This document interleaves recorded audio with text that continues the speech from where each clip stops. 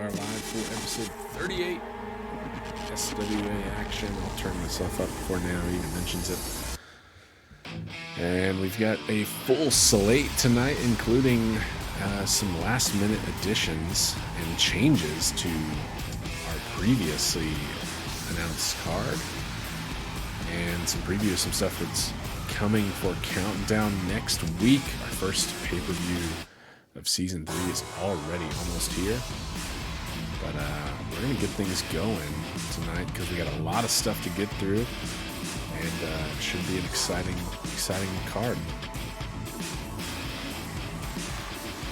Yeah, very excited to see all this get underway tonight.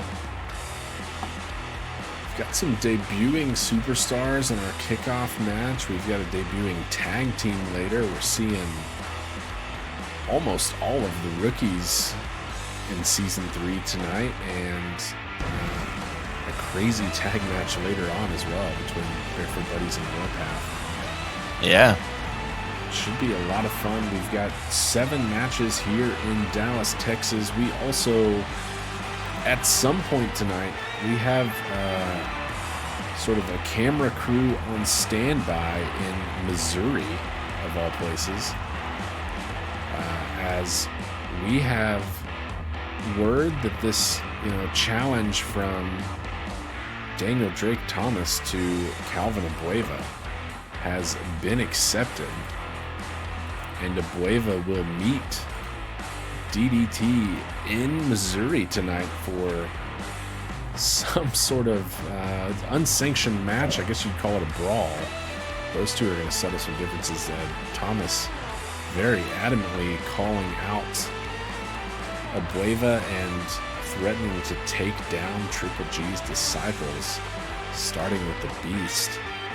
And I don't know if Triple G sent him or if Beast answered that call on his own, but he's gonna show up, I guess, and we will be there when it happens. We don't know when that will happen here tonight. Yeah, you have to wonder if there's going to be some kind of shenanigans at play. Triple G is not the most honest of competitors historically, and so I wonder if maybe we'd see similar thing from his disciples. But as you said, we've got a camera crew on standby. They'll let us know when something goes down, and we will cut to it live here on the air.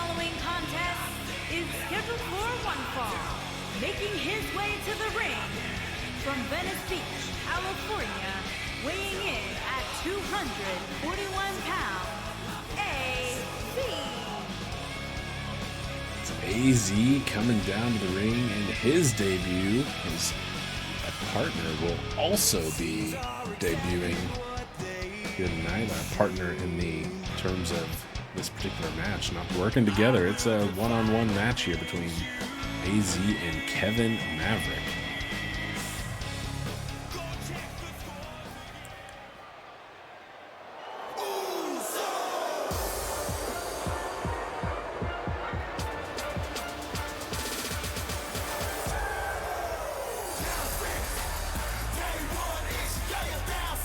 These were two of our rookies who came in a little bit after the cutoff for our rookie showcase. So we missed out on them in that event, but we get them here before the pay-per-view anyway.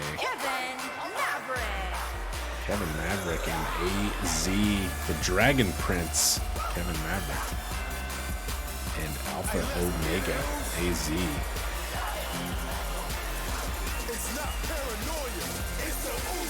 6'4", 241 for AZ, 5'10", 205 for Kevin Maverick. We got a little heavyweight versus cruiserweight on measurables here tonight.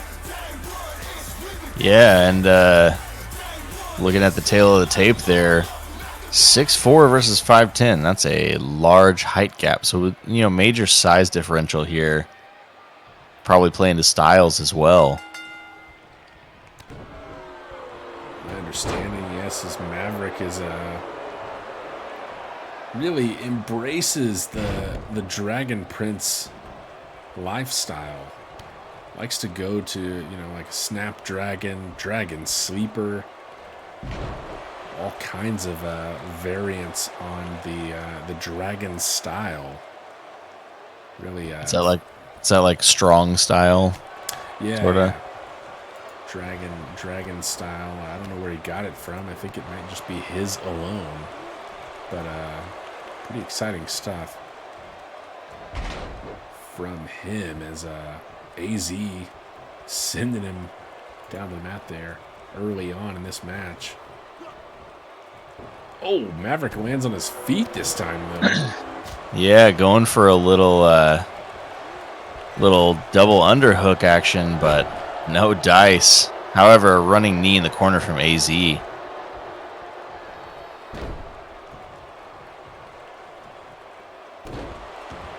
right now, you know, AZ, he's going for a pin here. I don't know if he's done enough just yet, but he has seemingly been in control. Yeah, you know, kind of an early going just yet, but again, nice Falcon arrow there.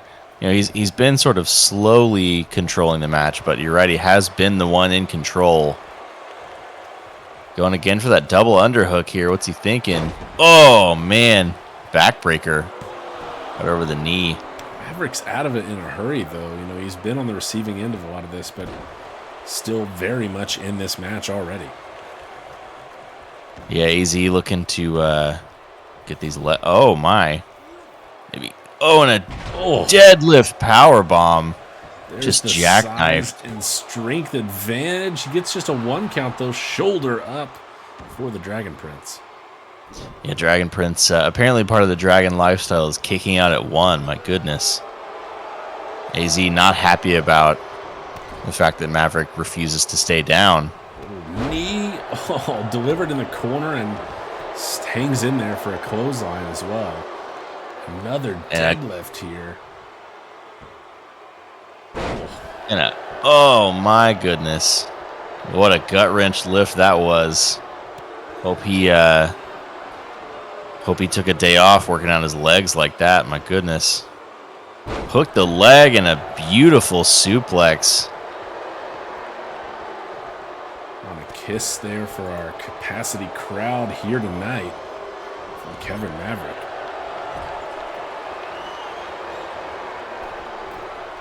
Oh, up and over, evades the reversal. Daniel Bryan, eat your heart out. Kevin Maverick showing off the athleticism. And a snapdragon suplex into a pin. Oh, had the shoulders down, but it's also a 1 count for AZ. Drop kick takes down Alpha Omega. Beautiful dragon suplex there.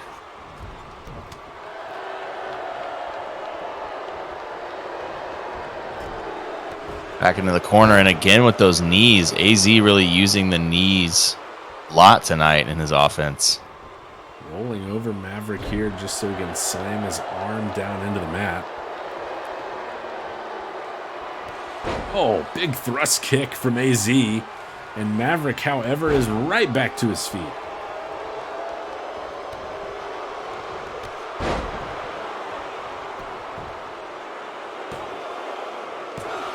Two count there on the elbow.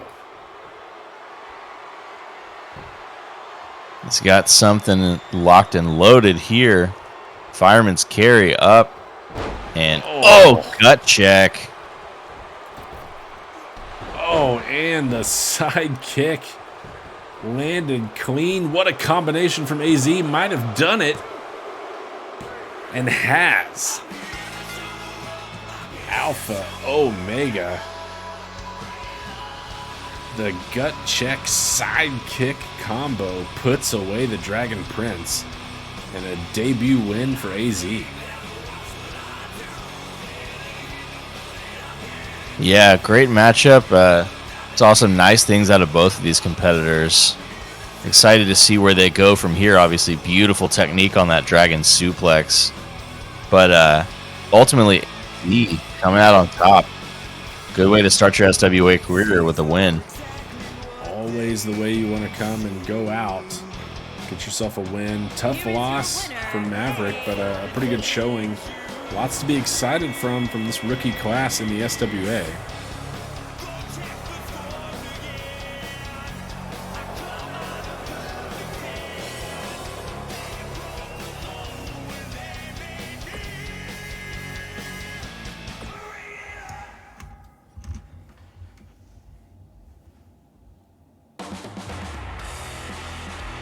Moving right along tonight. As I mentioned, we have a lot of great matches tonight and a lot of large matches as well. A lot of multi-man action later on, but we've got another singles match here coming up. Aimo Talipaju taking on Dom Juan on our second match of the night. Dom Juan has come into the SWA 2-2 in his first 4 matches.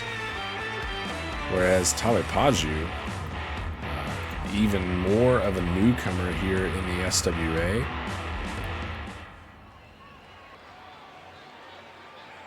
But has won his only singles appearance, which was his debut match. He comes in at 1-0.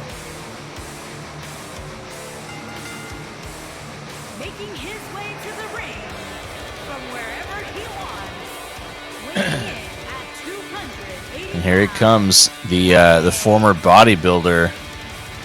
Heard he was in the running to play the Mountain in Game of Thrones, but lost it to, old what's his face.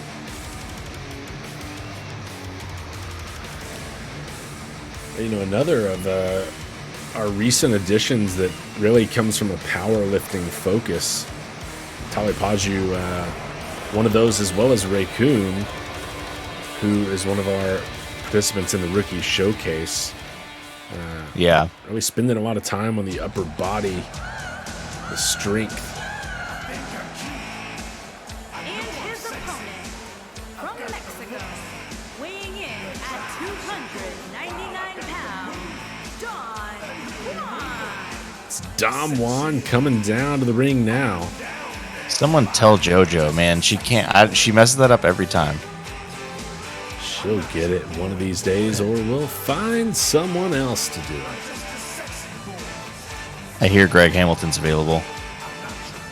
Might give him a call soon as we wait up on the oiled up and sexy Dom Juan, self-proclaimed. Looking to put another feather in his cap here tonight with a 3rd win in the SWA. Can he get it done against Talipaju, the Estonian powerlifter? He's going to have to take off that giant feather first, I think. Otherwise, it might throw off his balance. I'm impressed he can even walk to the ring with it. Sure enough, he has removed the cap, and Talipaju offers a hand here with a sportsmanship. Oh, well, okay. Making me eat my words. Talipaju throws a right when Dom Juan refuses the handshake. Apparently only sportsmanship if you respond in kind. Otherwise, it's just an insult. Tough to say who's at fault there. Did he really give Dom time to respond? I'm not sure, but stomped to the mat there by Dom Juan. Starting this off. Oh! A Thez press from Dom Juan. Not too thrilled with the way this one has started off as Dom Juan, but he's got to be pretty happy with his performance so far after the bell rang. Big clothesline, though, from Talipaju. Very, very big, and that's a large arm coming at you, like a tree trunk. Wrenching on the neck here. Some chiropractic work from Talipaju, who goes for the cover, gets a 1 count.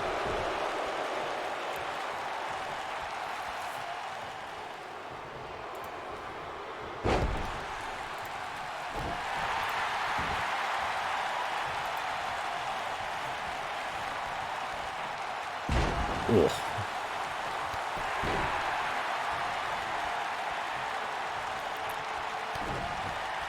Boot to the gut here, and Dom Juan just releases him mid-flight. coming down hard on the back, and Aimo kicks out at 2. Dropped him from a long way up, too. My goodness. Just letting him go. That's a lot of weight coming down. Now it's Dom Juan looking for the Dominator and rolls him over, leg hooked. It could be it already. 1, 2, and no. Shoulder up from Talipaju. And Dom Juan looking to put it away quick there. Not quite enough, but got to say, he's really turned up the gas here. Sure enough, that Dominator looked like it would end it. And instead, it has not. Talipaju staying alive and trying to get some offense going his way. Looking for a choke slam. It's elbowed out of by Dom. And bad news for Talipaju. He's dumped again. Kicks out, but again, Talipaju really, really on the ropes, so to speak, despite being in the middle of the ring. Oh, his head slammed repeatedly off the mat. Into the corner he goes, and what are we corner and dancing with him? Going for a little dance and a kiss to boot. Dom Juan, Talipaju was all wrapped up in the ropes there. And Dom throws a taunt. A little extra dancing. Dom took Talipaju for a dance, got his own dance in, got himself a kiss. But this match continues despite all of that offense. Yeah, some mind games at play there maybe in the midst of some higher end offense, but still not quite enough to put away Talipaju here, who's now looking for some plunder. Of course, this is a standard match, so this is illegal if he uses it. Ref right there to break that up. Talipaju was going for a steel chair. Not at all happy with Dom Juan's antics. That would have been an instant DQ. Instead, the ref spares him from himself.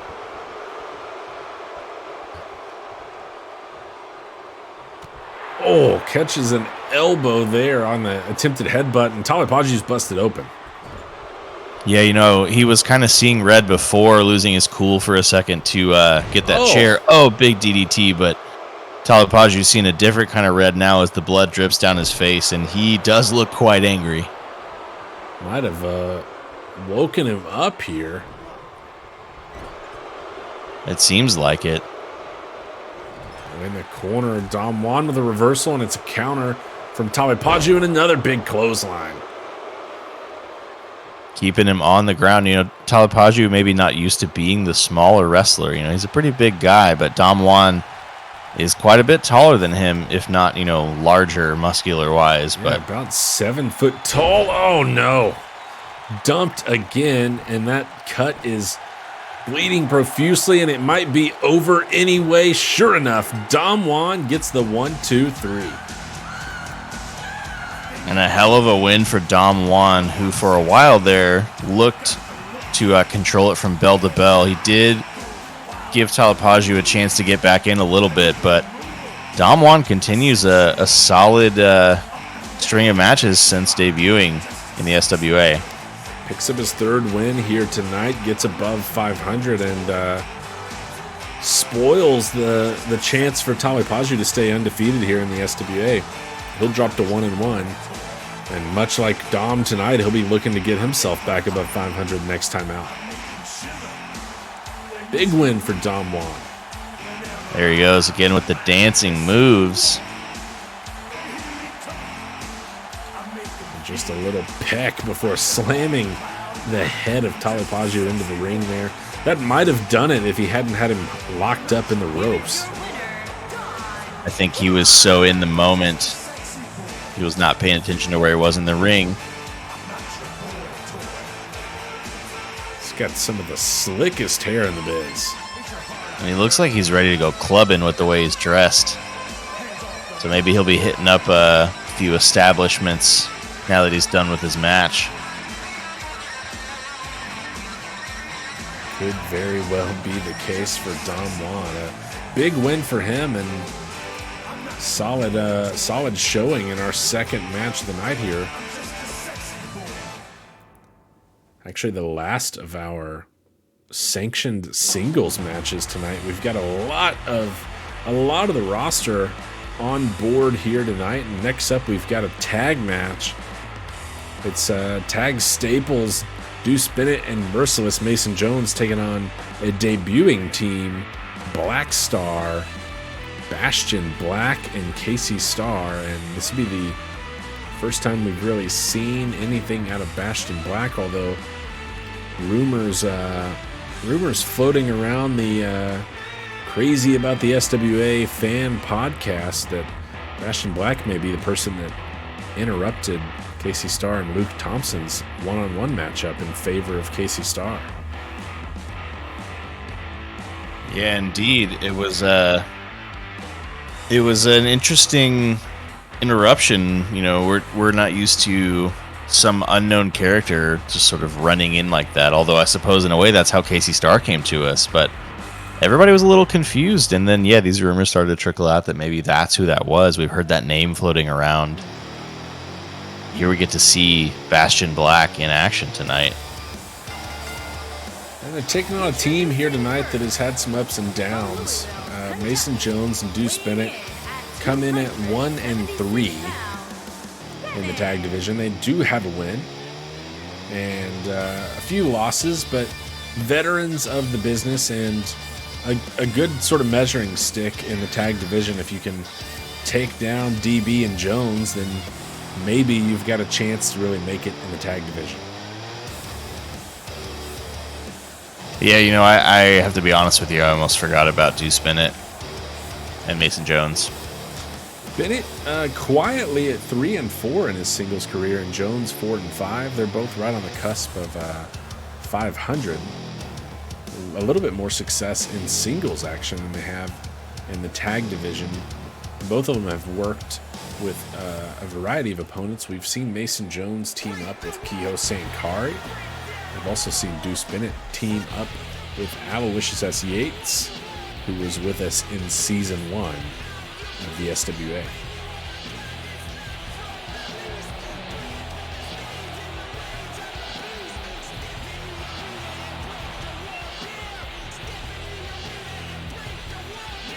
Be nice for us to update the Mason Jones Pants fan accounts that they are indeed still ripped and indeed still in use with the same level of rippage that they've had since the beginning. It's really impressive. You have to wonder if it's like not actually his legs you're seeing there, if it's some sort of carefully manufactured patch or something. It's a weird mix of impressive for his tailor and also perhaps embarrassing, you know. Right in between the, well, they did tear, but they haven't torn further, so always a sight to behold when Merciless Mason Jones is here in the SWA, and he'll be looking for a win with Deuce Bennett to spoil Black Star's debut.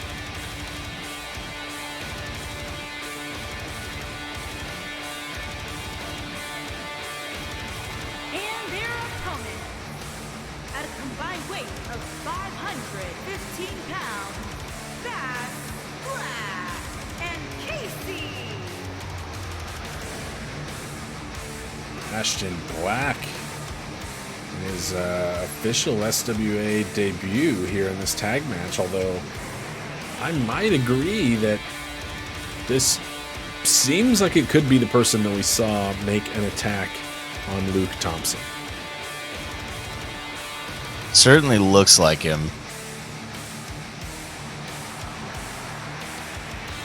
Rocking some nice, like, retro spectacles as well with the sort of goth overall look here.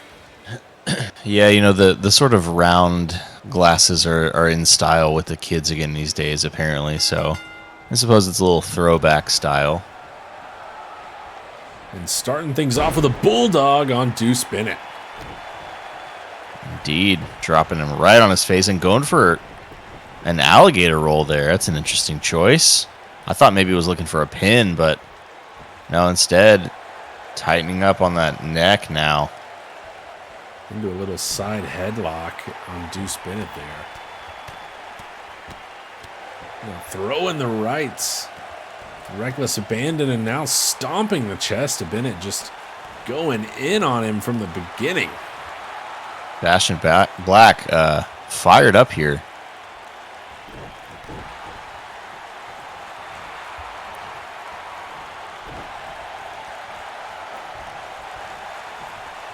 Going for a rolling forearm, but Black having none of it.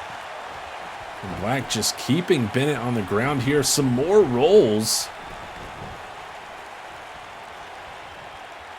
Offense that we haven't seen much of in the SWA, short of maybe Big Al Sebastian. Yeah, they did call them alligator rolls for that reason, I believe.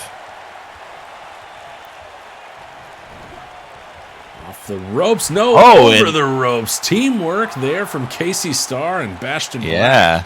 Gives him a little, how's your father on the way down. However, Casey Starr staying on the apron. Interesting choice. I might have expected him to get down and lay in some offense. Maybe lots of confidence in his new partner here, who deservedly so far, really handling Deuce Bennett. Yeah, definitely looks very confident. Oh, power bomb and into a cover, but we're on the outside. And Transitions into a Boston Crab. But again, we're on the outside. Maybe slipped his mind there a bit. But either way, some damage done to the back there. Slammed on the upper back, stretched out that, or sort of compacted the spine in the lower back area with that deep Boston Crab. Face first off the announce table there goes Deuce Bennett. Oh, big boot stomp to the mat on the outside. That is painful. And a series of just potatoes from Bastion Black here, who may be going back to that table. Again, face first off the announce table. And now into the apron he goes. He's been trying to fight his way out. And an Olympic slam there. Kind of out of nowhere, I have to say. Yeah, the Deuce maybe showing some signs of life here. Of course, you'll notice the ref not counting, as is customary in SWA tag matches. No countouts, but a finish will have to happen inside the squared circle. Pinfall or submission. I've always wondered, why do they call it that? It's just a square. There's nothing circular about it. Well, you can't. You're really speaking to its beginnings, and who can say that it didn't start as a circle? I always thought a squared circle would be like, two circles, like circle times circle, the circle squared. Yes. Mathematics. Something definitely heavily important to many in the wrestling industry. Big boot there by Bastion Black. Stomps Jones right to the mat. He's delivered that thing to both members here, and he's looking for a tag on Merciless Mason, who's out immediately. Not happening.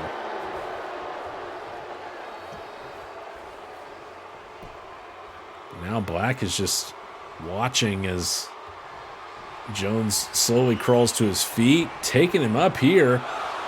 Oh. And Deuce Bennett with just a few words.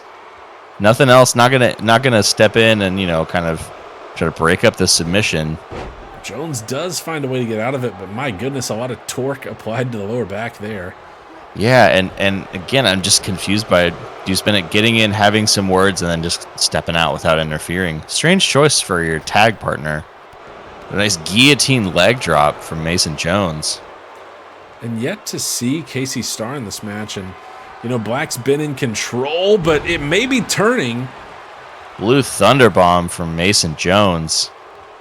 And he looks like he's got something else up his little arm sleeves there as well. Knee to the gut. Big clothesline. Folded Black in half. The ref has sent Starr back to the apron, but Jones is looking for a cover. He's got the leg hooked. As Jones, kicked out at 2. Mason Jones almost pulled out another win in the tag division. He sure did, and it was an interesting timing there. So Starr had the right idea, I think, kind of distracting the ref.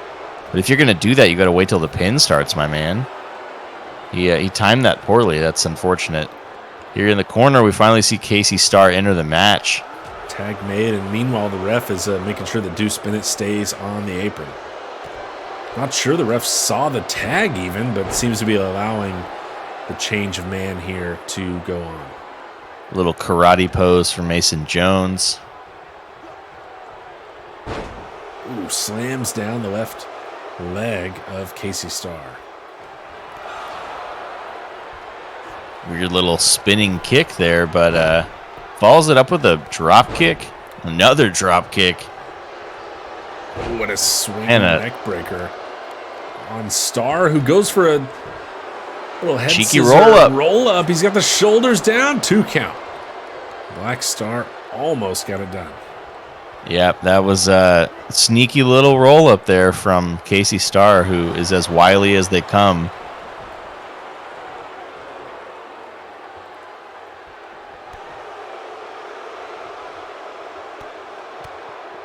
Jones really going to work with his legs here. Inside and outside. Oh, nice counter from Starr, though. Beautiful reversal into a Northern Lights suplex there. Maybe thought about bridging for the... Oh, nice little, roundabout kick.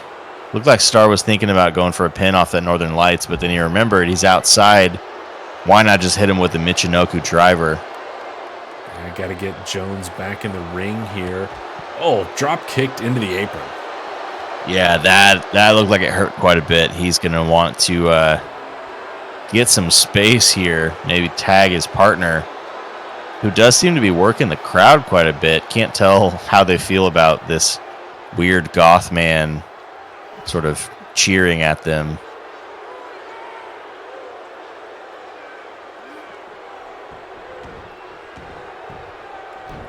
Back inside, and Starr does not go for a tag, instead continuing to attack Mason Jones, who drives him into the corner.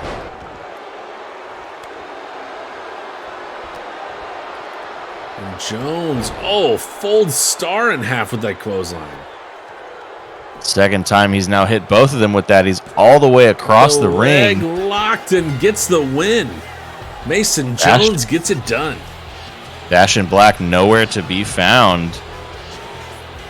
And a tough start for Black Star here. Jones and Bennett spoiling their debut, picking up their second win. As I said, an important stepping stone in the tag division. And they came up with the victory here tonight, spoiling the debut of Bastion Black and Casey Starr as a team.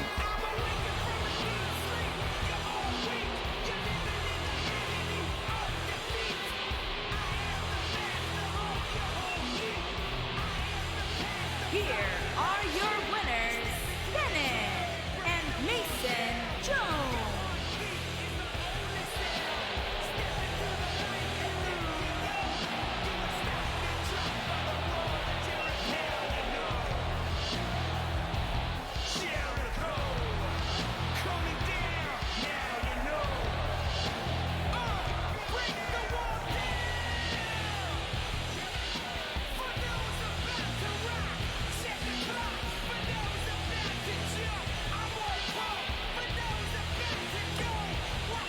We move on from tag action, however, to, well, really more tag action, but a wild one. 8-man tornado tag elimination match featuring 8 of our rookie class from season 3. set up into random pairings here tonight. All of these competitors came up short in their triple threat matches in their debuts, but they get a shot here tonight to make a statement and find their way onto the card next week at our first pay-per-view in Season 3 at Countdown. Those random pairings, the team-ups that you'll see here tonight, Flint, Buckshot, and Anthony Hager, Roughneck Anthony Hager, Tim Bob, and Rock Flag and Eagle. That's all 2 people. Rock Flag and Eagle, not a trio, but instead the name of one competitor here tonight. We've got the My Little Ponies pairing of Russell Nash and Jean-Baptiste. And we'll also see Chris, whatever Saban's name is, and Angel Saban. Chris Angel Saban, and Void going here tonight.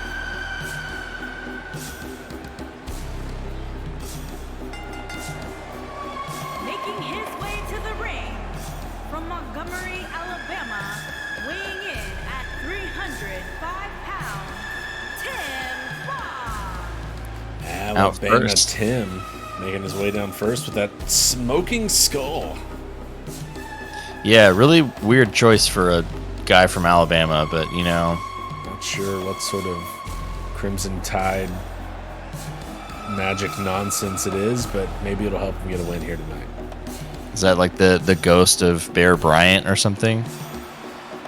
It's as good of a guess as any that I would have had, for sure. He's got it hooked around the ring post, and I guess it'll be hanging out with us for a little bit.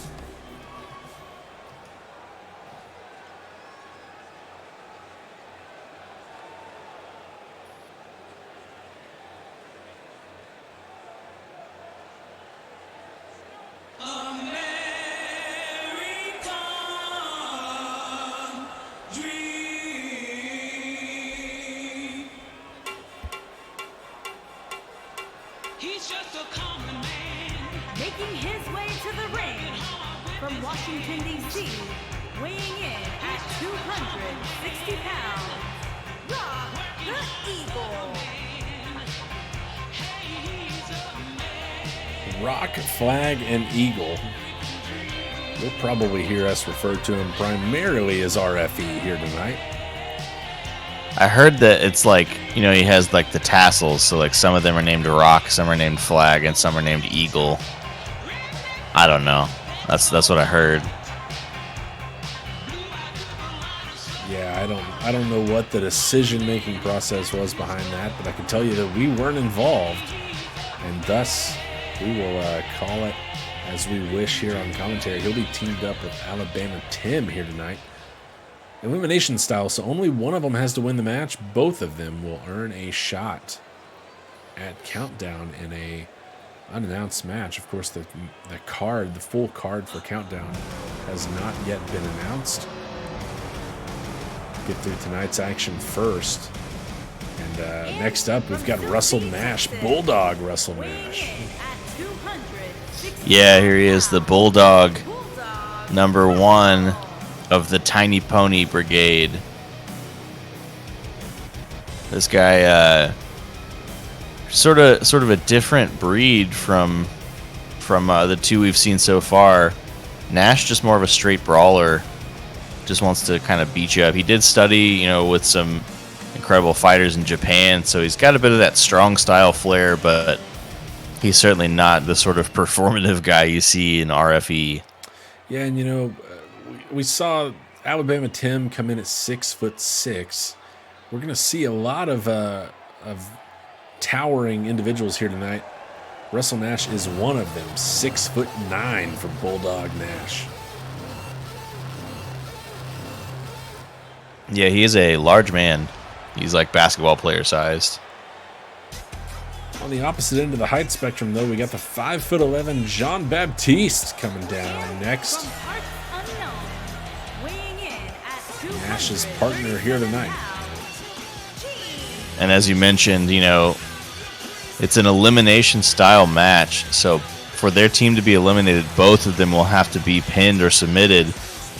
But only one of them needs score a victory for them both to get an opportunity at Countdown next week.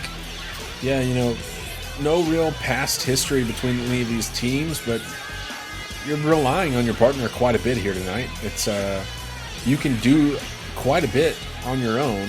It is an elimination style match, so it can sort of devolve into an every man for themselves breakdown here, but your own partner, even if you're eliminated, your partner can extend your life here in this match and get you a shot at the pay-per-view where we know careers can really be catapulted into a more meteoric rise with wins on our pay-per-views. Indeed. So Baptiste and Russell Nash will be a pairing, one of our pairings. We're halfway through our contestants in this match here tonight. Next up, we got Flint Buckshot. Indeed, the man who sounds like a brand of rifle ammunition. Sure enough, and he definitely falls into that category with our towering competitors here. 6'10" for the Golden, Colorado native.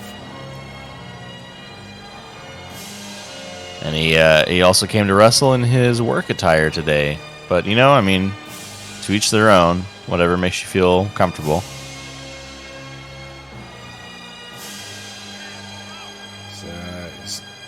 Must be a hard-working man. He's coming down here. He had a pretty good showing in this triple threat match, as most of these competitors did. But, of course, all of them came up a little bit short in those matches, but getting a second chance here to kick their careers off on the right foot.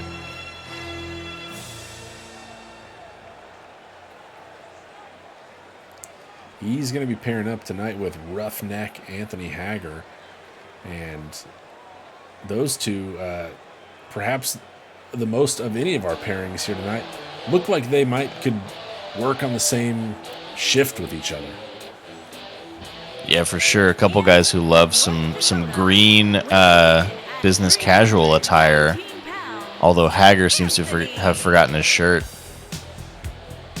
He's got his suspenders, though, to keep those pants up, and the big old cowboy hat. He will, of course, not don during the match, but Hagar here ready to go as well. Roughneck coming in at 6'8" from Bismarck, North Dakota. 6'8", 6'10", the biggest pairing of the random draw teams in this match.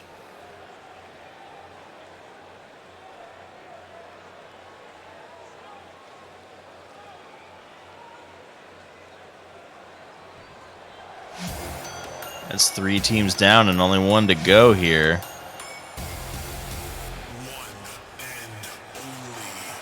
First up here for our last pairing, we've got Chris the Apex Angel Sabin, 5'9", 202 from Los Angeles.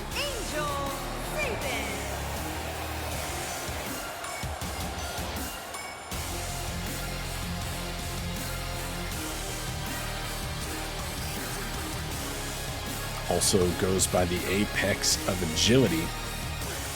Getting full-on Bobby Plaster with the length of nickname is Angel Sabin.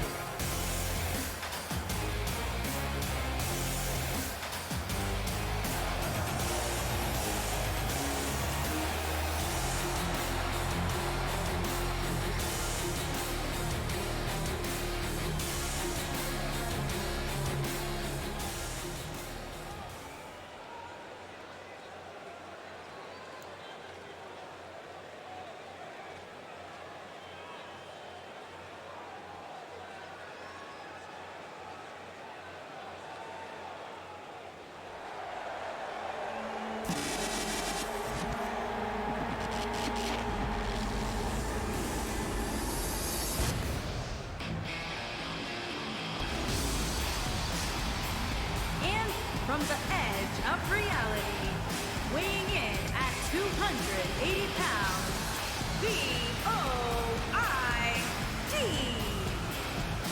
Our last entrant here tonight, teaming with Sabin, is Void. And though he came up short we saw him take out some of those frustrations by attacking the Ace backstage a couple of weeks back. Yeah, and the Ace still not cleared to wrestle yet, I don't think. He did have to visit a local medical facility after the punishment he received at the hands of Void here.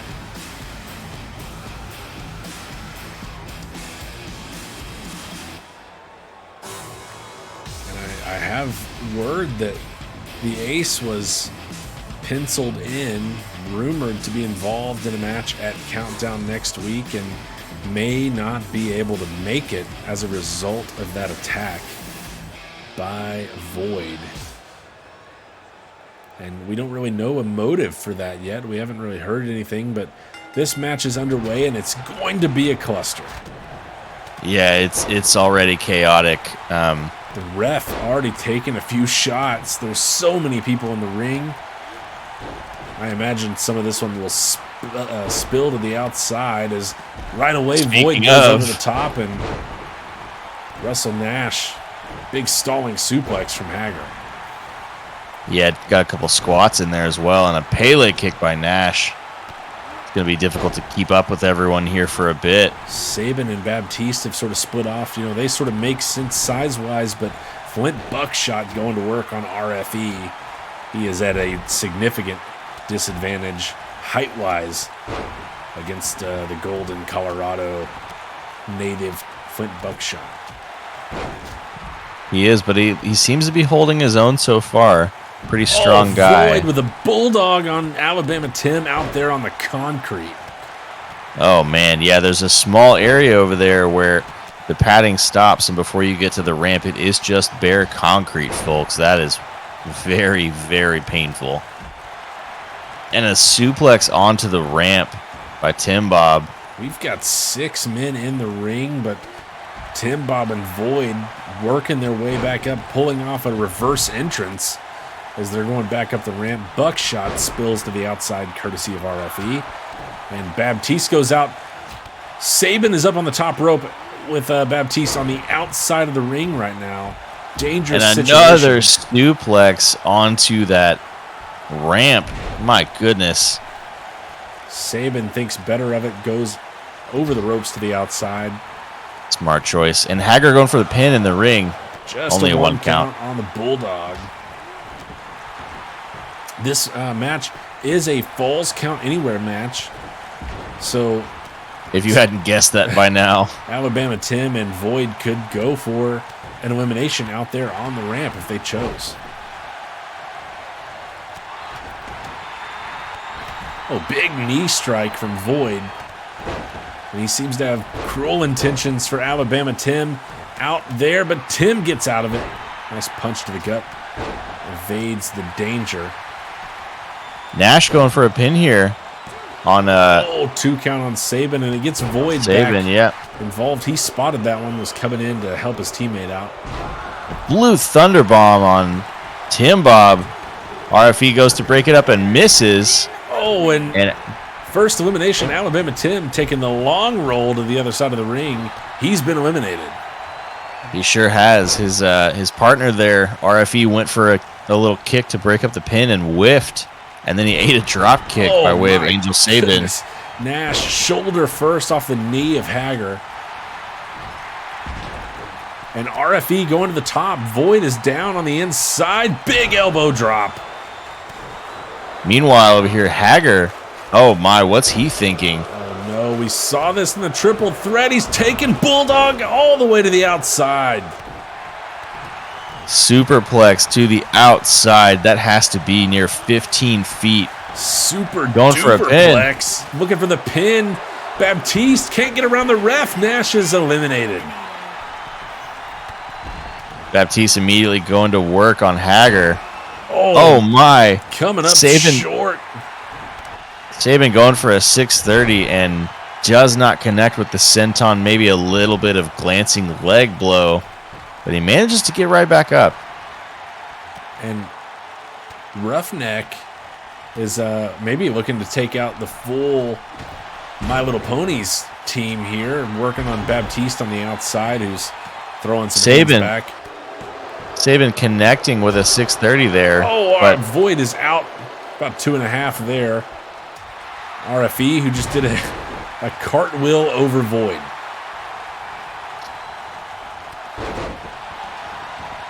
Meanwhile, oh my. Incredible work by Jean-Baptiste lifting Anthony Hager, who is obviously much larger. RFE sends Void to the outside, now going to work. And a on code Saban. breaker. Long way to run. And Hager's ref. out of it in a hurry. Yep. Going for a pin inside the ring. RFE. Can he put away Saban? No, it's 2 count. Able to do it. However, sort of a gang up there for a minute, but now things have broken up into pairs head again. Oh, first. Hack. Off the post goes Roughneck. Oh, my goodness. A lot of force he was thrown with there. And now it looks like maybe his tag partner coming to save him. Jean-Baptiste looking a little dazed, not paying attention. Suplex on the inside from Void on RFE. Jean-Baptiste. Stretching the neck. Going for a submission. RFE's out of it. Jean-Baptiste, meanwhile, getting jumped by 2 men who are near 7 feet tall. He is the smallest competitor in this match, Bad I believe. situation here for sure. Buckshot and Roughneck going after 2 of the smallest competitors on the outside. Oh, my. Oh, RFE goes to the outside. Senton on Void. And I don't know if you saw there, but a little teamwork from Roughneck and Flint Buckshot. One threw Jean-Baptiste into a thrust kick by the other. Face first. And quickly. The ref's struggling to keep up with this match, it seems. Oh, Void has RFE up. Military press dropped him on the knees. That gut check is super painful. Going for a pin here. Void, Ref gets a good view. that team could be completely eliminated. Yes, they are. RFE and Tim Bob officially out. Roughneck looking for a pin. Void's going to break it up. And now, of course, Jean-Baptiste, the odd man out. We're down to 5, could- and we have 2 full teams, as you were saying there. Void and Saban, Buckshot and Roughneck, and Jean-Baptiste trying to stay alive for Bulldog Russell Nash. But Hager takes him up, gives him a little adjustment for his attitude. I think that was Flint Buckshot there. Hager, meanwhile, with the fall-away slam inside the ring. Now going after Void. Oh, Meanwhile, a reverse choke slam on the outside. Face Roughneck first into those and mats. Buckshot are running through the competition right now. Baptiste is out. Void is out. I think the ref helped out there, not knowing where to go first. Yeah, the ref getting a little suicide drill. And a a zigzag on the outside. Jean-Baptiste maybe looking to do something there, but Flint Buckshot reverses that. And Angel Saban has got himself his wind back here. Took a little breather there. Can't say I blame him. Maybe looking to go work with Void on Roughneck. Stopped to pick a wedgie there, it seemed, and now he's adjusting his hand tape. Void slamming down Hager. Nice little tag team offense there. Little tandem work. Not sure that Saban got all of it that he wanted, but it might take both of them to take down Roughneck the way he's been going. But what a knee strike from Void. And a knees code from breaker. Baptiste as well. Could they both be gone here? Count down for Buckshot. 1, 2, and 3. Baptiste eliminates him. And Hager is still leg hooked here. Kicks out finally. Boy, that sure is a shame because you know that Void will be really frustrated. That was at least an 8 count. But the ref, just not enough ground. Sorry, couldn't cover enough ground to get there in time. And Void and Saban in the driver's seat right now. Hager and Baptiste may want to work together here, at least for the moment. Instead, Hager looking to get some offense in. Interesting choice. And on Baptiste. Meanwhile, Saban's up on the top. Oh, he misses the drop kick. But Roughneck slammed Baptiste down. Now looking for a cover. Completely whiffed on that drop kick. Oh, kicked out by Baptiste.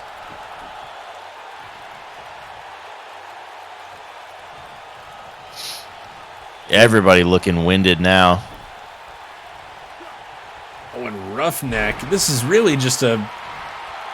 I'm not sure about his decision-making, but he's picked up in a military press by Void. Dropped right on those knees. All the wind knocked out of him. And Roughneck is eliminated. And now it is 2-on-1. Jean-Baptiste fighting for his life. Going to have to go against two men who are working together. Snap suplex. This seems like a bad... maybe outmatched. Spinning power bomb by Void. Jean-Baptiste even trying to get up there, but just can't quite do it. Looking real tired. It's going to take a bit of luck here, I think, for the Tiny Ponies to win this match. I don't like his odds in this one with it falling down to 2-on-1. He catches that knee from Void. That might be it. No, he's out of it immediately.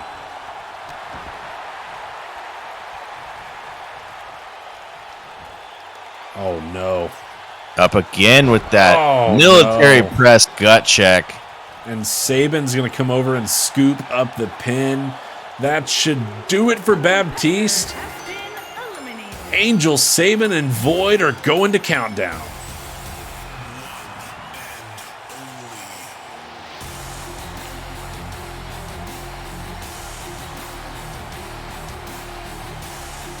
And Saban might have got a bit of a free ride here. Void was going to work on everybody. We see the one time that he might have connected there on the replay. I was going to say, meanwhile, Angel Saban just flipping way too much. Angel Saban and V-O-I-D. Saban and Void will join us next week at Countdown. If they've got anything left in the tank after that absolute brawl, the 8-man tornado tag elimination match. Congratulations to those two. Big win here tonight, and who knows, maybe we'll see more of those two in the future. Worked pretty well tonight.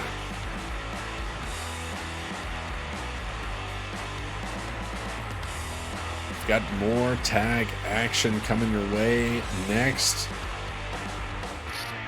A couple of new pairings, maybe a little test in the water situation. We got Gonzo McLovin and Chiamaka and Digway taking on the Lion King Nathan Bogard and the Tiger King Raj Rajwana.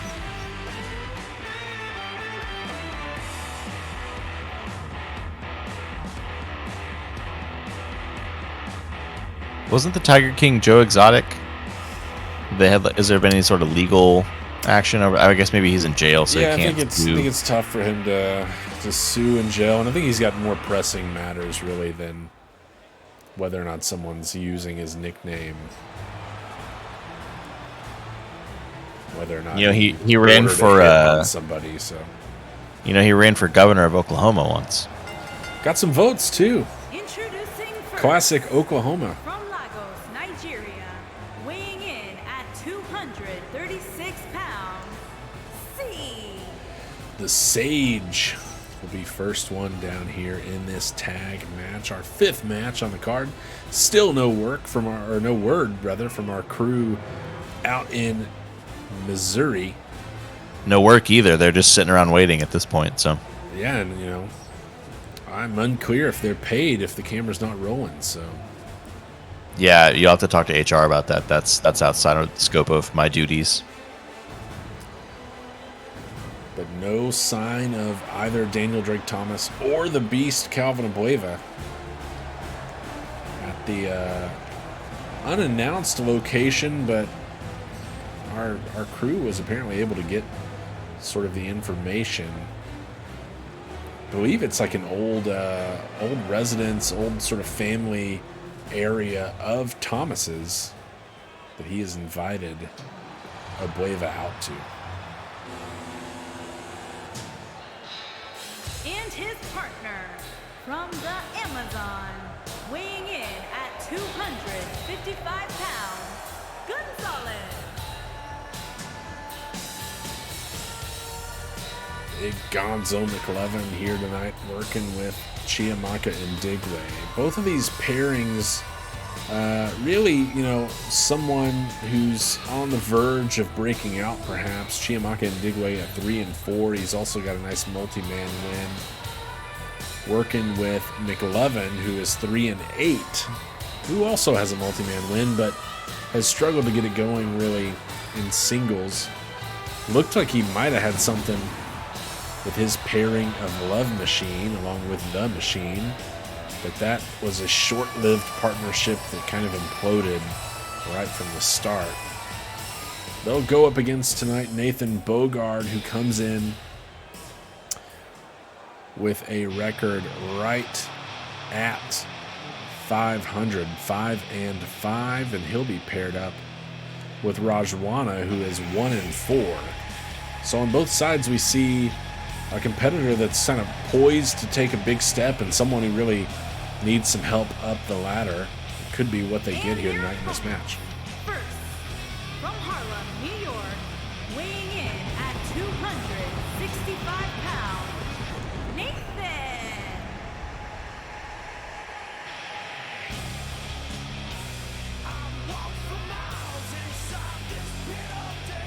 The Lion King, the Tiger King,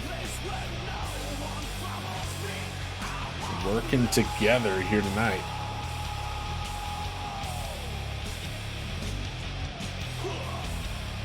Out first, Nathan Bogard, who is, as always, looking ready to go. Got that pump on. He's yelling. He's hyped. Ready to cause some hurt.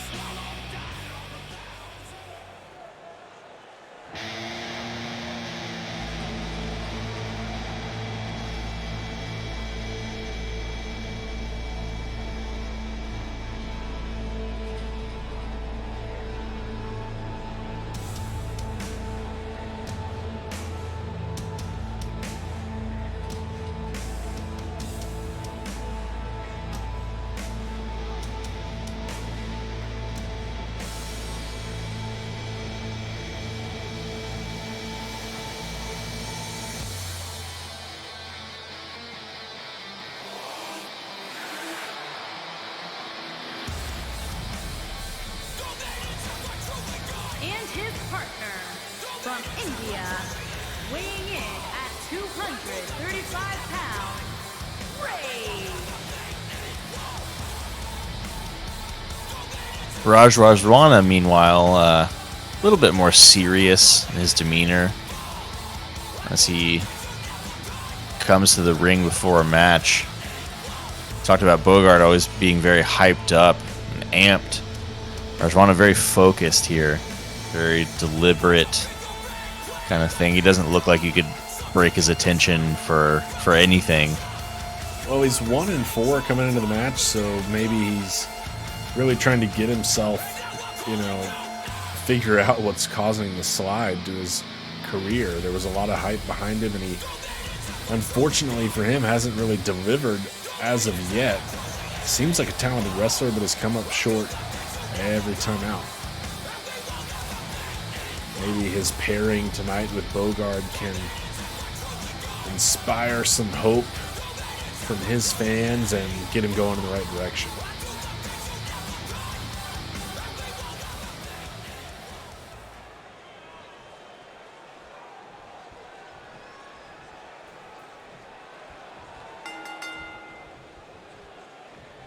We're underway, and Digway Bogard starting us off here for these two teams. Nice counter and a little waist lock takedown from the Sage.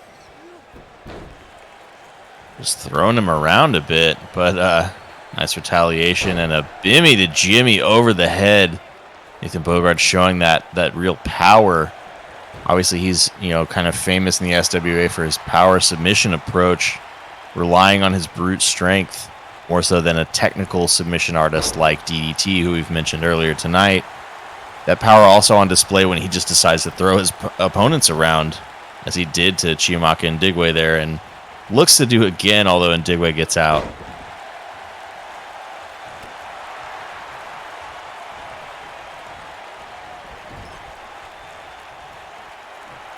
Tag made. Rajwana is going to be the active man. Ref sending McLovin back to the apron.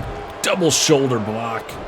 Takes out the Sage. And Tiger King fired up now. Sure is. Taunting his opponent on the mat there. Now Ndigwe maybe looking to walk him over to the corner. Rajwana able to fight out of that, it looks like. Took a little bit too long. He was able to get his wits about him. Oh my. What a counter from Ndigwe. Caught him in the air into an Uranagi. My goodness. Sends him Raj bottom there. Straight to the mat. Tags in McLovin, who goes to work on that neck. Slowing things down a little bit here. Kind of wear down Rajwana.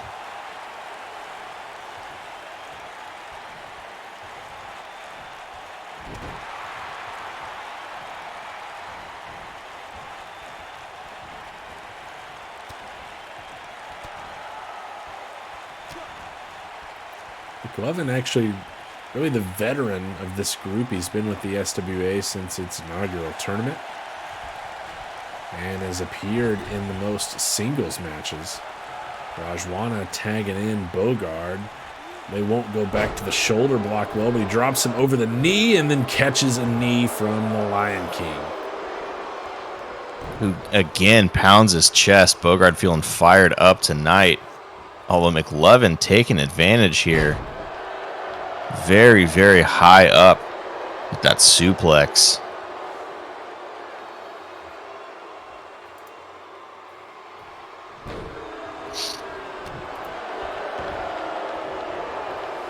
Stomps on the left arm of Bogard. He's trying to get him back to his feet, and he's welcomed with an uppercut.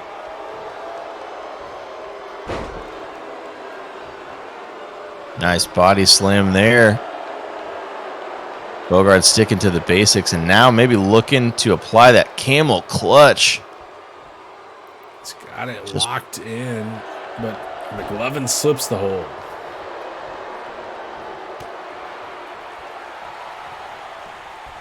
McLovin slipped out of that, and not a moment too soon.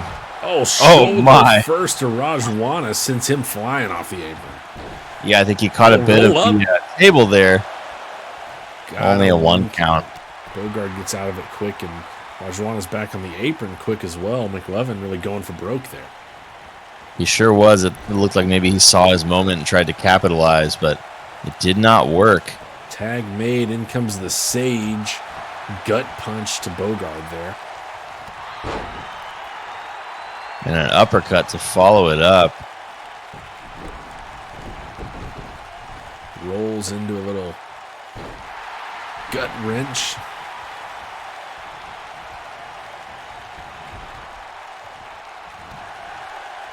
Back into the corner, but eats a boot from the Sage. Sending him to the other end. And a little flying knuckle sandwich. Put a stop on the end of that one.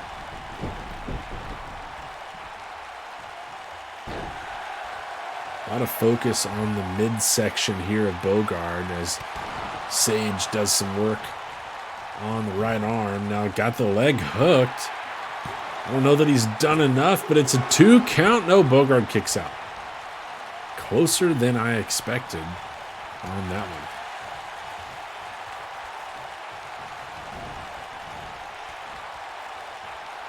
Sends Ndigwe over to the apron, brings him back in the hard way.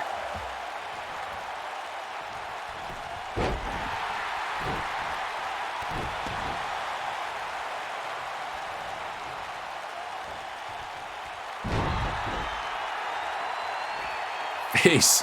First goes Bogard. The Sage, neck breaker. But then clotheslined into the corner. And he gets out just that quickly, too. Self rock bottom. I'm sorry. I mean, flatliner there from the Sage. Kicked in the face. And now Bogart again going back to that other corner. Oh, he eats the face full of it. Tag made. Gonzo is back in. Dario kicks. And the crowd getting fired up here for Chiamaka and Digway and Bogart McLovin. But the tag while McLovin is not paying attention. Oh no! Comes in with an Oh, agree, goes for a basement drop kick and is denied. Now he is on the mat. Rajwana here got a little juice, but he's got to execute. This is, we talked about McLovin being a veteran here. Rajwana a little green, and it's kind of showing. Had his moment there. He's got to execute when it matters. Going for an armbar, maybe. Gonzo, yeah, looking for a submission. Not going to get done. Rajwana's out of it pretty quickly. He fights out of it, looking to fire himself up, but hell of a clothesline right to the back of the neck. The inexperience again, you see it there, celebrating too early. Big back body drop from McLovin, who's staying on the offensive. But Rajwana staying in it. If he can just put it together more than a move or two at a time, you could get some momentum going.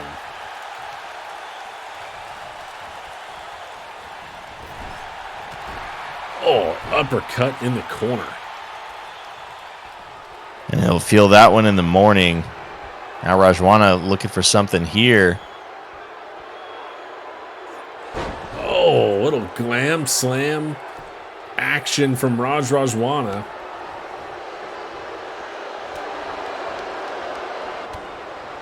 A spinning kick. Oh no, his hand is caught. Eats a slap. Rolled into a side headlock from McLovin. Throws him off, but clearly the damage is done, and McLovin takes a moment to gloat.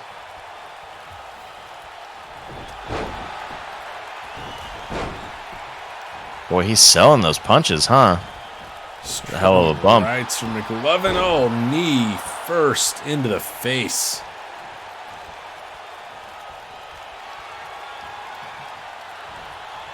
And Gonzo with the suplex. He's still got a hold of him.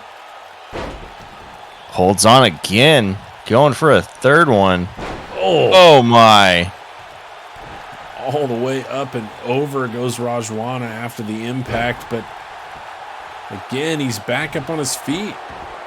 He did not want to stay in Suplexville. Instead, going for the trapped.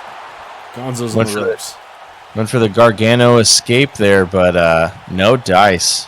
Manages to escape via the ropes.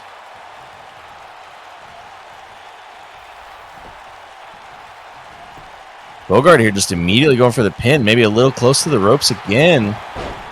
The Sage breaks it up. Digway, yeah. But a poison Rana.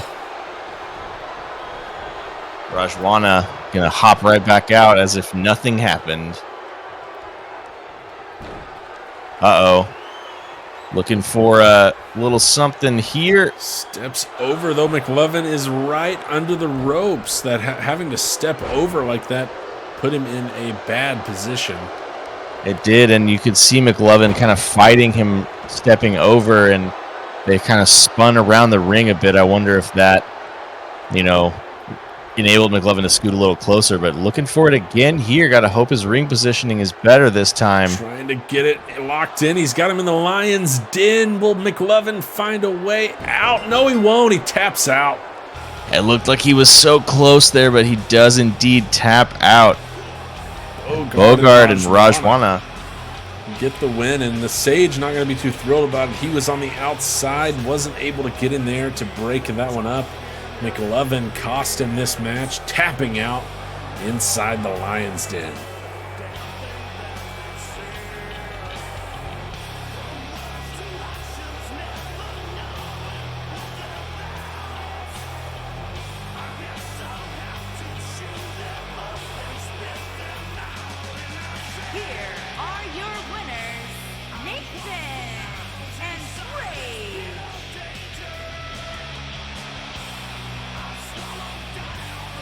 These two pretty happy with their performance, and a lot of reasons to be. Nathan Bogard gets himself another submission. And Rajwana on the right side of an outcome here in this tag match. Got to feel pretty good after a 1-4 start in singles action. Indeed, a strong win, strong performance from Rajwana, and maybe a new tag team. You know, these two cat boys could align. Looked pretty good together here tonight, getting the win over the Sage and McLovin. As we prepare for our 6th match of the night, tag team action, Warpath taking on Barefoot Buddies. Painwrecker is your SWA World Champion. Warren Windham is his challenger and tag teammate. Windham winning his match last week against Tomio Yamaguchi to earn the right to face Painwrecker at Countdown, but not before.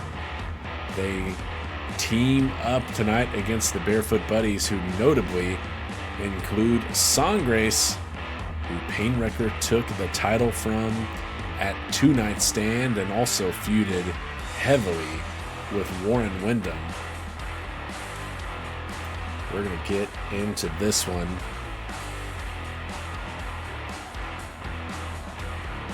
More tag team action here tonight between the Barefoot Buddies and Warpath.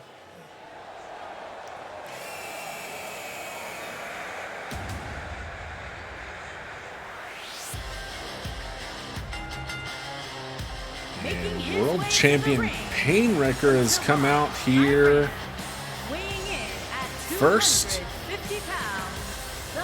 And alone, interesting. Well, you know, I mean, if you think about it, though, he's the champ.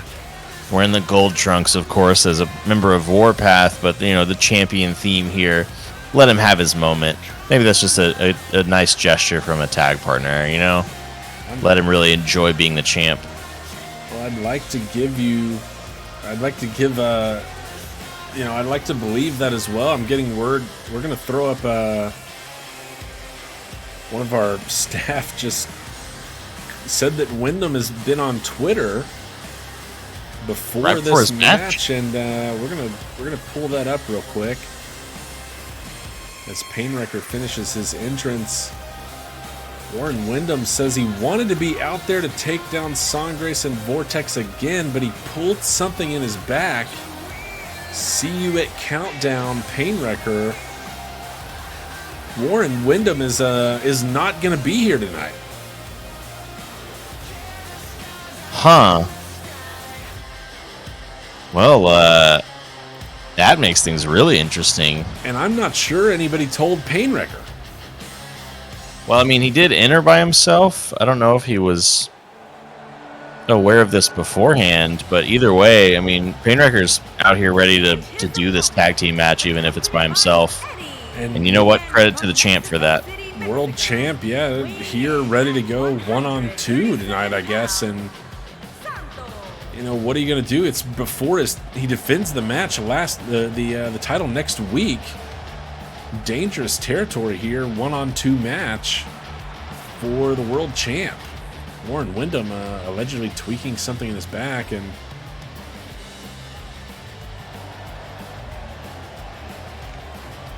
Songgrace has said something to the ref here.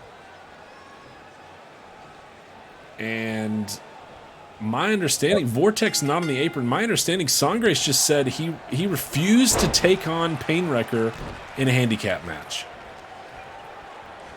And so this is instead a 1-on-1, it looks like. Vortex, like you said, not on the apron, perhaps just moral support. 1-on-1 indeed. That's the word we're getting from the ref. Songgrace has refused again to make this a handicap match after Windham refused to show up. And Vortex is just here as serving as a manager now, no longer involved in this match. This will not be a 2-on-1. This is just a 1-on-1 straight up match between Painwrecker and Songgrace. The world title not on the line, but a 1-on-1 affair here between Sangres and Painwrecker. An honorable decision by Sangres, and the champ showing heart, coming out here the way he did to fight even by himself. Of course, the thing we haven't mentioned, the sort of elephant in the room, is the partner that didn't show tonight for Painwrecker is indeed his opponent next week. So, whether or not that injury, the tweaking of the back, is legit, Warren Windham gets a week off. Yeah, and maybe he needs it to recover, or maybe it was intentional. Painwrecker's, out here. He's going to be, even the win tonight, he's going to have some effects of a match going into next week, whereas Windham will have a week off. He's going to be sitting at home eating bonbons and seeing ghosts. Watching a lot of The Sixth Sense. My understanding is that's like his favorite movie. Can't get enough of it. Sangres kicking out there. The little attempted submission hold, perhaps. This match, slow start, but I think both these guys dealing with, sort of quickly adjusted situation, maybe recalibrating your strategy, what you've been thinking you were going to do. Painwrecker, as we mentioned, has a title defense next week, so he's got to, kind of think about how he wants to pace himself. Well, and talk about two people that know each other pretty well. Painwrecker won that world title from Sangres at Two Night Stand in a 15-minute Ironman match that went down to the wire and might have been the best match we've ever seen in the SWA. These two went toe-to-toe, and Painwrecker narrowly came out on top in the closing seconds as he hits a gate crasher on Sangres. He's certainly familiar with that move. Will that be enough to put him away? Sangres kicks out at 2.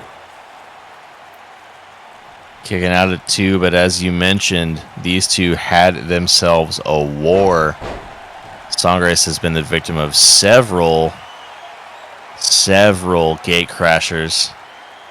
Quite a few of not that move there.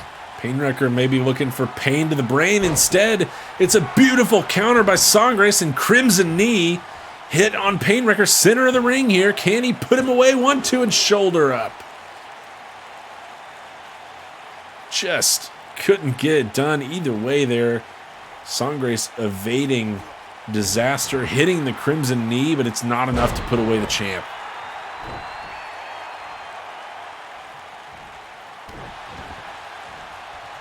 And again, just impressive honor, like you said, sportsmanship from these two. Painwrecker coming out knowing this could be a 1-on-2, and Sangres refusing to let it be. A show of respect from both sides. Yeah, I think these two, after what they went through, they do have a bit of respect for each other. Obviously, Sangres hated to lose his championship belt, but I think he understands his opponent here in a unique way. They've been through so much together in that battle. He drops the elbow there.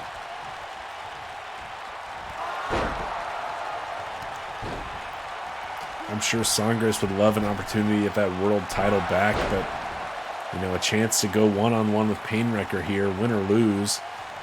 Got to feel pretty good, and a chance to make a case that he deserves another shot, perhaps.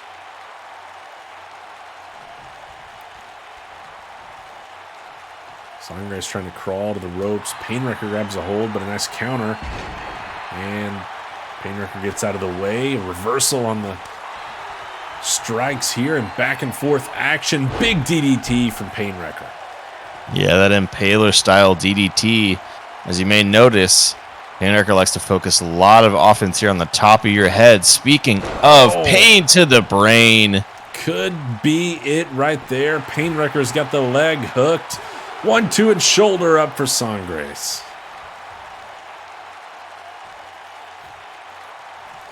Starting to feel a bit like that Iron Man match. Both competitors refusing to give in here.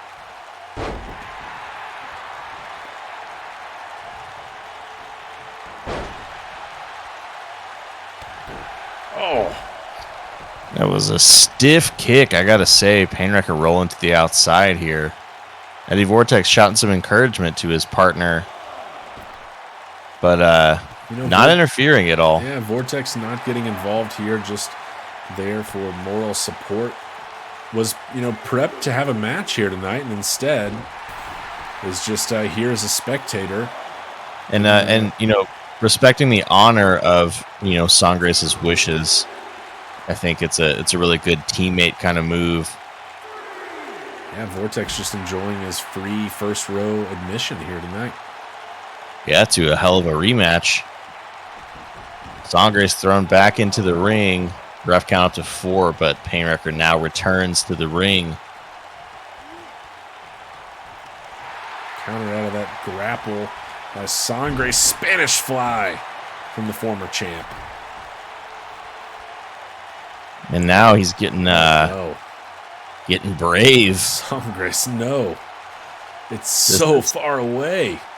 I don't think he can jump that far. This is No. bad. Oh, he gets some of it. He got some of it. I will not go so far as to say he got all of it, but he got some of it. He did get just a little bit. Just enough to qualify, but not what you want there.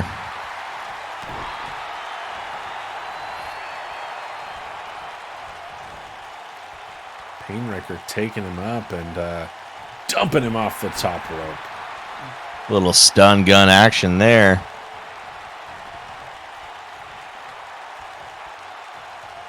And now flipping him over on that arm.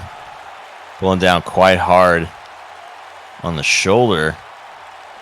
Sangres climbs to the corner but cannot get to his feet. Instead needs a little power bomb. Painwrecker gets him up and over for a gate crasher. What a DDT on Sangres there. Painwrecker might have done it. 1, 2, and 3. Yes, he has.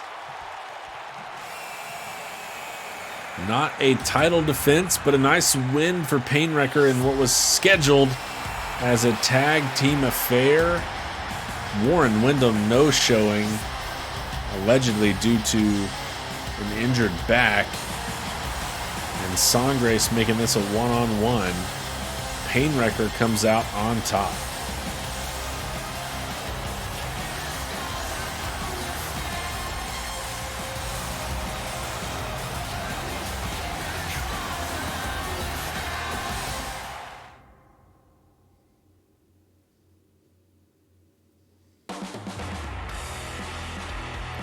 Next up, we've got our main event. A 3-on-3 tag match that serves as a preview for the Path to Glory match at Countdown, which previously unannounced competitors. We saw qualifying matches won by Puma, Machine, Bozeman, and Paragon, and we saw Alonzo Howard and Zane Ryder make it through into the finals of the Rookie Showcase, and we now can confirm that the reward for their trip through will be that they will be in our Path to Glory match at Countdown. We can also confirm that this year's Path to Glory match will take place in an elimination chamber. Should be one to look forward to next week at Countdown.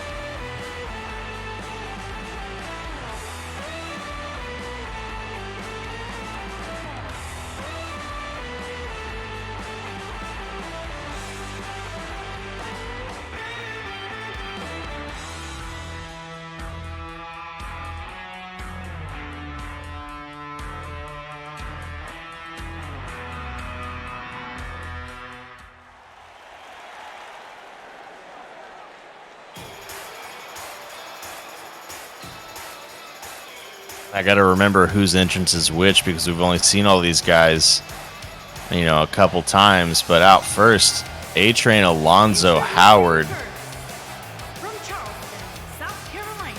Howard survived last week against Czar in the sort of finals of one side of our Rookie Showcase, if you will, and a match that many thought was heavily favored for the Iranian juggernaut. And if Indeed. you watch the match, you know, it felt like it at times. The offense was there in stores for Czar, and yet Howard, resilient as hell in that match, comes away victorious in the end after somehow hanging on. He also really resilient music choices, because I think nobody likes ska anymore, and he still insists on using it for his entrance music. Well, he's certainly got a whole vibe, and he's ready to go here tonight. And got to be excited about a chance at Pat's Glory briefcase next week. A huge career-defining opportunity. Yes. Briefcase is how Sangres ended up with the world title. It could be the case for someone like A-Train Alonzo Howard. It could be the case for Paragon, who's been on something of a tear lately.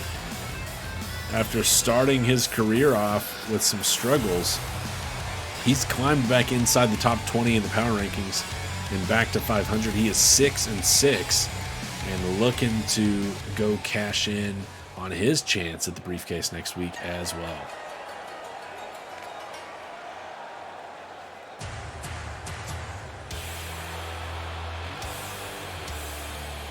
Out third, we got Yasuke Bozeman, a real signature match of his is the Elimination Chamber, of course. So he'll be excited to get inside that whole structure next week.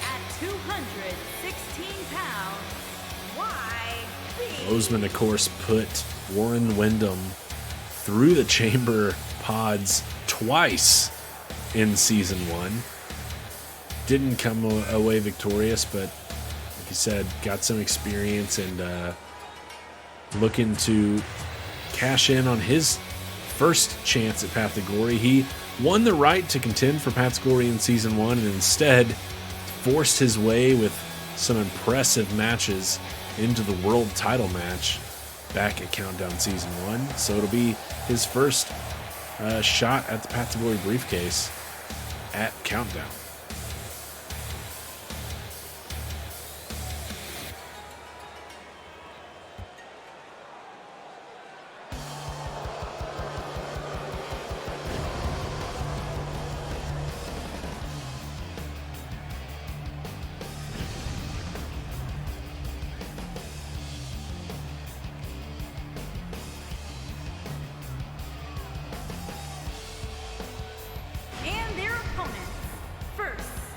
From Roswell, New Mexico, weighing in at 265 pounds, Zane Ryder got himself a win in the Rookie Showcase as well against Rikum, and earned his shot at the Path to Glory briefcase.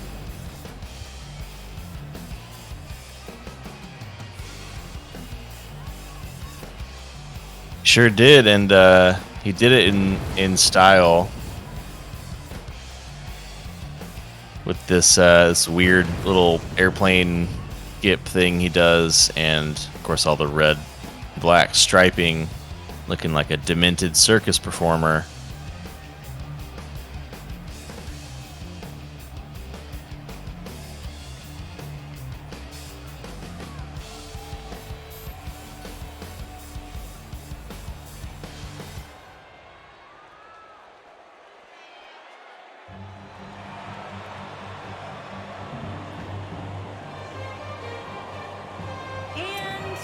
from California, weighing in at 275 pounds, the Machine. Machine coming down, weighing in at 275, definitively a heavyweight here in the SWA. And at 6'11", he's one of the tallest in the company. We saw, of course, the 7-footer Void earlier tonight. But Machine, amongst the members in this match, does have the most wins with 10. He is 10-7. Of course, he struggled to get back to 500 for most of his career, but much like Paragon, he's been on a bit of a run here. and has climbed 3 matches above that break-even point. And one of his first big opportunities will come next week at Countdown in that Path to Glory chamber.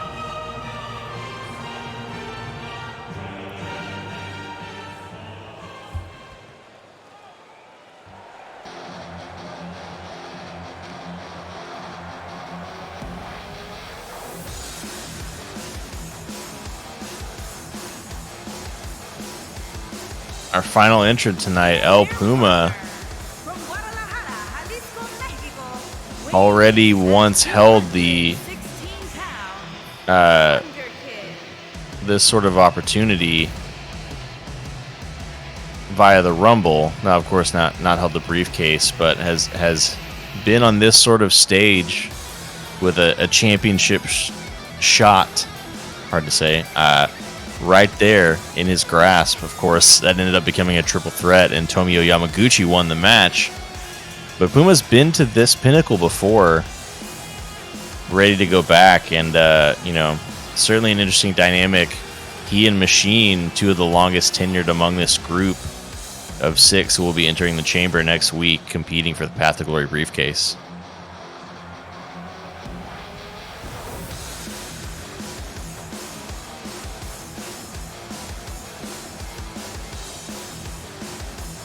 And Puma comes in just behind the Machine, 10th and 11th in the power rankings, respectively. 9 and 5 for Puma, and he's also got a multi-match win. And as you mentioned, that was a Rumble win, the biggest of multi-man wins.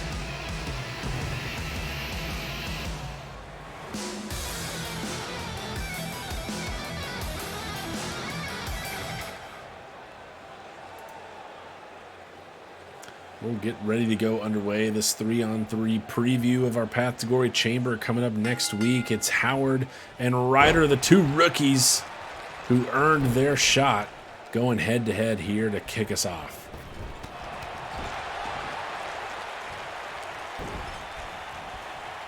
And Ryder just choking Howard in the corner. Yeah, not wasting any time there. Finally breaking away.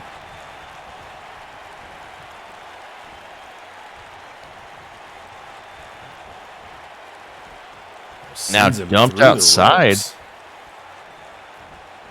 What's he thinking here? Going through with a senton, takes out Howard. Indeed, going through the first and second rope, the flipping senton, almost a tope con hero, but not quite. Hell of a way to start a match, I gotta say. And how Howard now biting his opponent. The ref, I guess, didn't get a good look at that. He surely would have called for the end of the match there.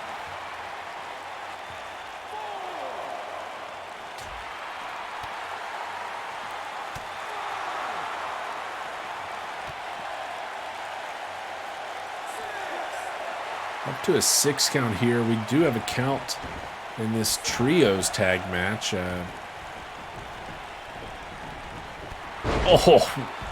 Bozeman coming in with a shotgun drop kick and then a big boot.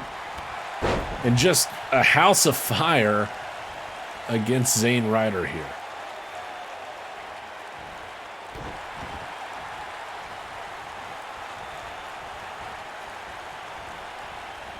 Of course, this will be first fall, pin or submission here in this match.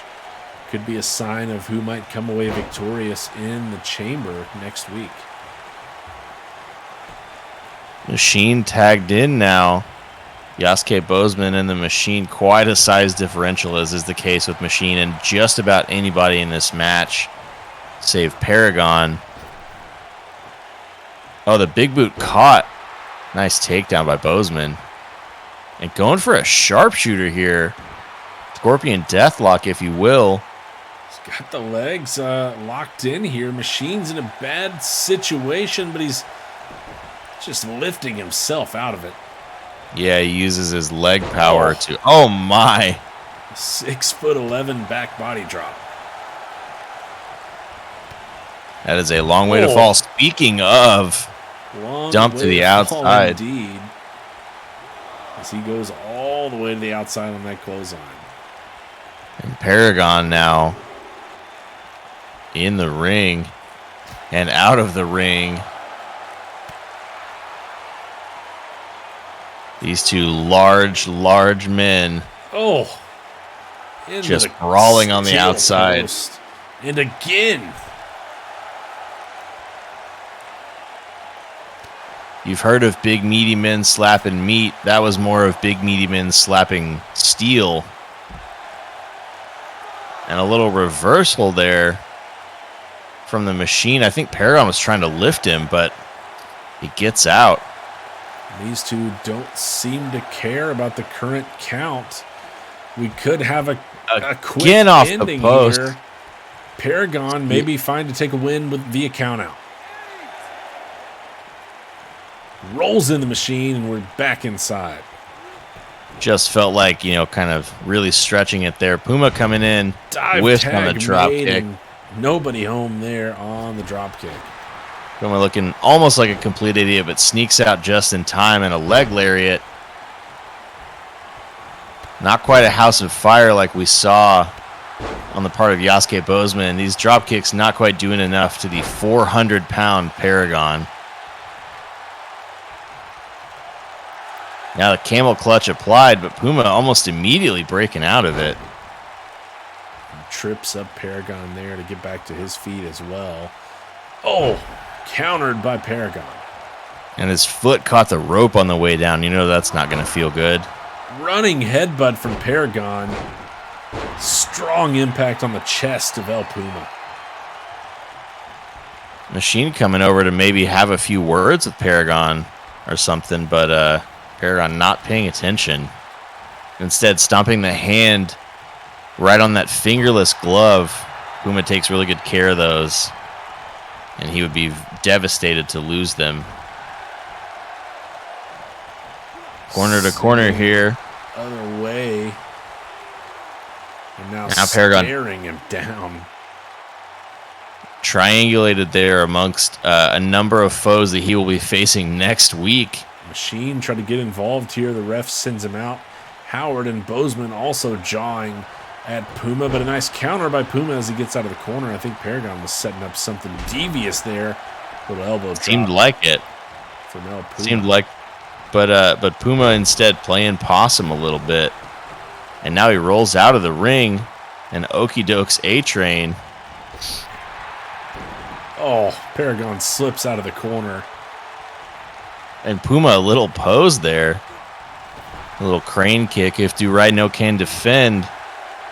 But I think he didn't do it right because Paragon got him immediately. Back and forth action in the corner here. Bozeman and Howard not getting involved.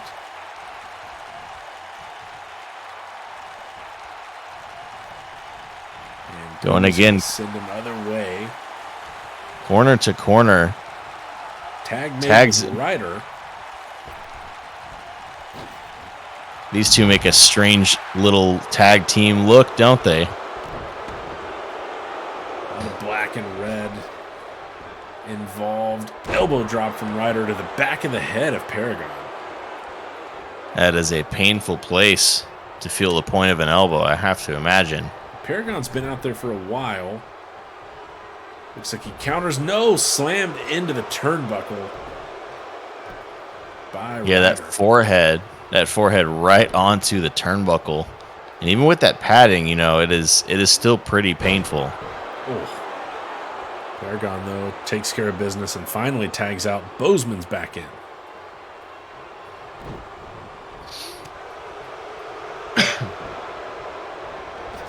An interesting matchup here, Bozeman and Ryder. A couple of really athletic, very agile guys.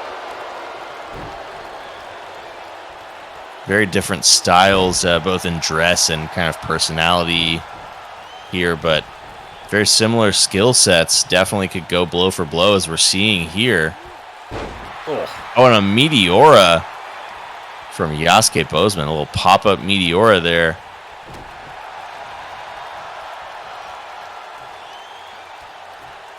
Up to the fireman's carry and stun gun off the top rope.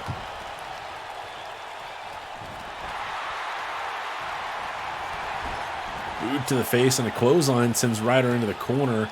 And Bozeman trying to apply some pressure with the foot, but Ryder counters out of it.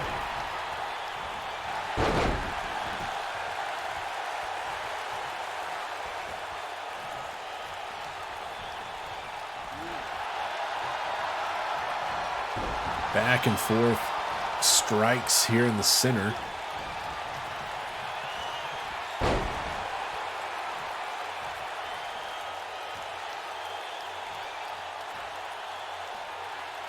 Ryder now really eyeing his prey here, Really taking his time. Considering his options, finally makes a decision. Oh, looked like he was going to go for a neck breaker, drop to the head down on the knee. Nice counter from Bozeman, dumps him off the top. Indeed, hung him up on the ropes there.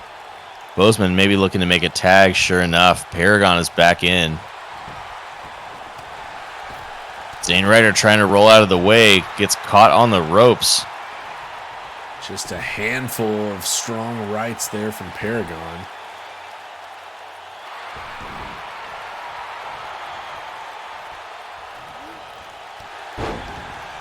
But some taunting gives Ryder a chance.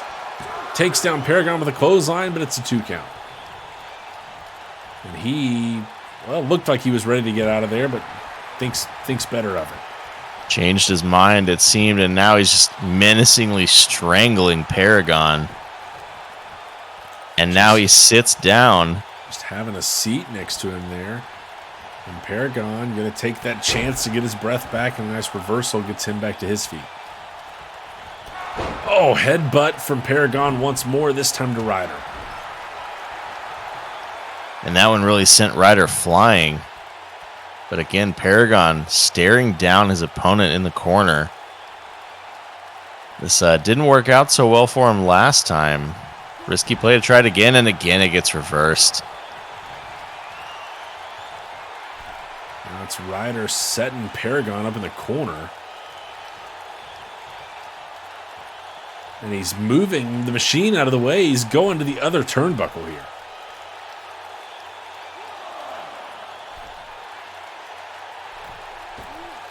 Oh, coast to coast. Right to the head of Paragon.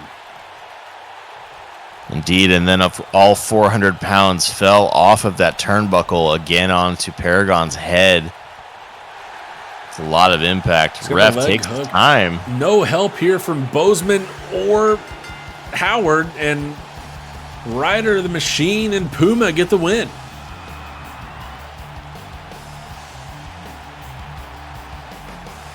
The coast to coast gets it done against Paragon, and the rookie Zane Ryder gets the win in this match. And Bozeman and Howard, who hadn't been in this match in a long time, particularly Howard, who I think we never saw after starting the match, decided to just leave Paragon out there. And, you know, no real reason to get involved, no real partnership here tonight. They decided enough was enough. Save their energy also, for Countdown next week.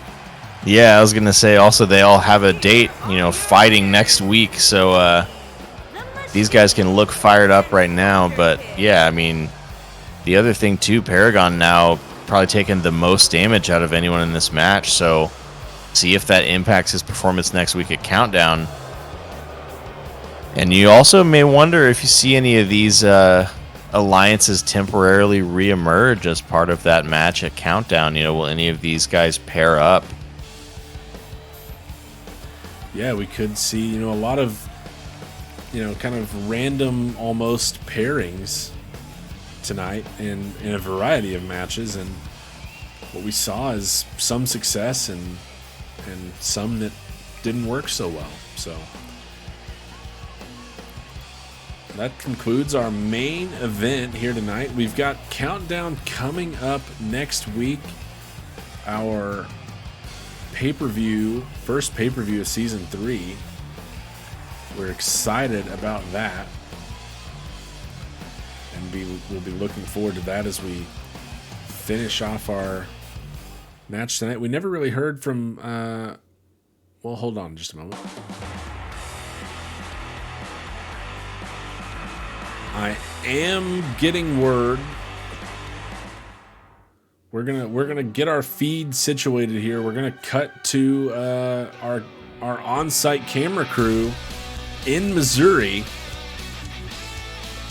We've got a word that Abueva has shown up.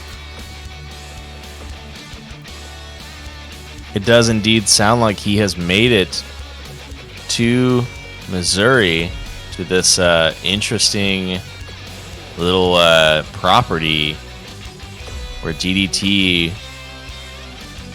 called him out.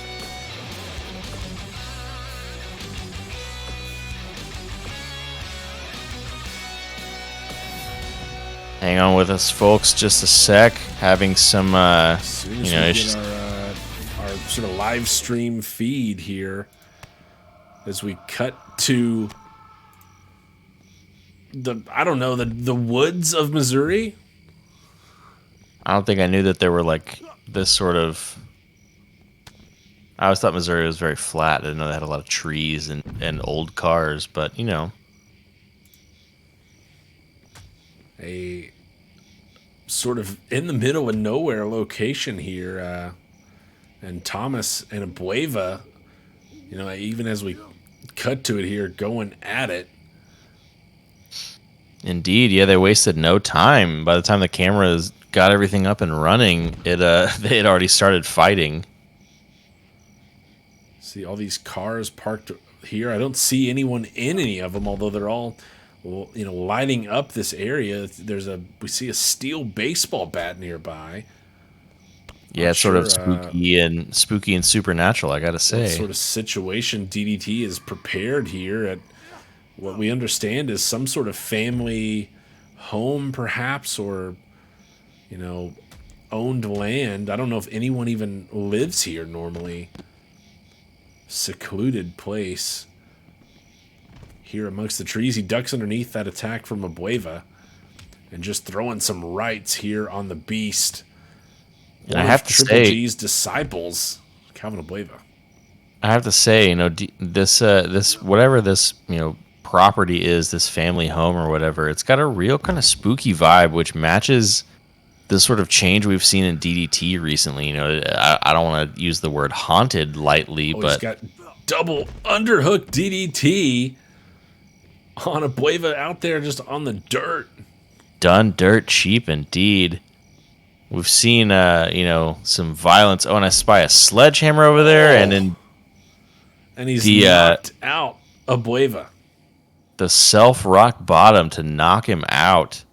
And like that, Triple G better have been paying attention, because DDT has made a statement of intent about the Disciples of Gray. Dispatched Abueva in a hurry, and Abueva is now just all alone with Daniel Drake Thomas in wherever this is, and somewhere in Missouri, clearly in a wooded area.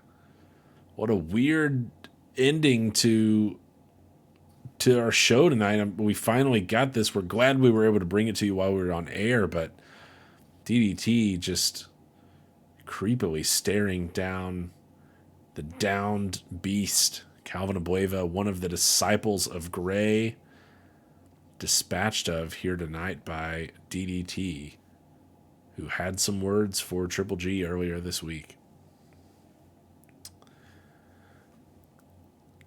We are going to cut away here, as who knows what's going to go on now. A full night of SWA action, and exciting time, as our Season 3 first pay-per-view is next week. We confirmed earlier the Path to Glory match between the 6 men we saw in our main event tonight will be a chamber match. As well, we know that Warren Windham will take on Painwrecker for the SWA World title after Windham no-showed tonight, leaving his partner Painwrecker alone to face the Barefoot Buddies, although Songgrace refused to fight in a handicap match, made it a one-on-one. Painwrecker did come away victorious.